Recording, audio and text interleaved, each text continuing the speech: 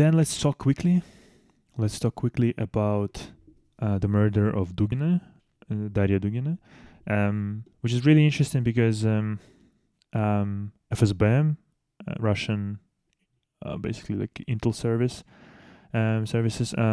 intelligence, basically said like after 2 days, I think, they've basically said that they know who did it, and of course it was Ukrainian. It was Ukrainian woman with a daughter, who presumably, if we were to believe FSB,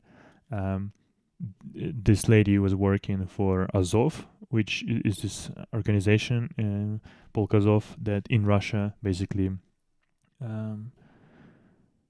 equaled to terrorist organization, which is just absurd. They could be like nationalists or something like that, but terrorist organization, that's a bit fucking stretch. And of course, this woman, this lady who apparently bombed the car of Dugina, was of course from Azov, which is like already like really. And then they found, again, giant air quotes, found like her basically, what is it, like her identity, like certificate of identity, and it's been photoshopped, quite poorly photoshopped. People in Twitter already like analyzed that image that they've posted, and even I know Photoshop quite well, like all right level. Even I understand when things like, I don't know, like a clone tool was used or stamp tools, things like that. It's like, they're not even fucking trying. And also, like, seriously, a woman with a fucking 12 years old child came to Russia with like Ukrainian plates on their car. They rented apartment, apparently, in the same building where this Dugina lived, which is like a really kind of secure and top sort of building in one of the many top like buildings in Russia, with like security, in Moscow, with like security, and again like intel services also like paying attention to those houses, because there's a lot of like higher up fucking people live there. And that woman apparently with her daughter lived there for a month, and because FSB published this whole information in just 2 days, so we're presuming that FSB knew about all of that, right? So the lady was there for a month, and FSB didn't do anything about it, even though they knew, presumably, that that's like at least like an agent of Ukraine or something like that. This is just so fucking. And then that lady was able to escape to Estonia, obviously a country that probably will not like give her sort of to Russia, but Russia never like put any request to Estonia to return this individual, and apparently for like Interpol, for example, or something like that. And apparently this lady, once again, she changed like number plate, license plate, as well in her car. So once again, like all of this is going on.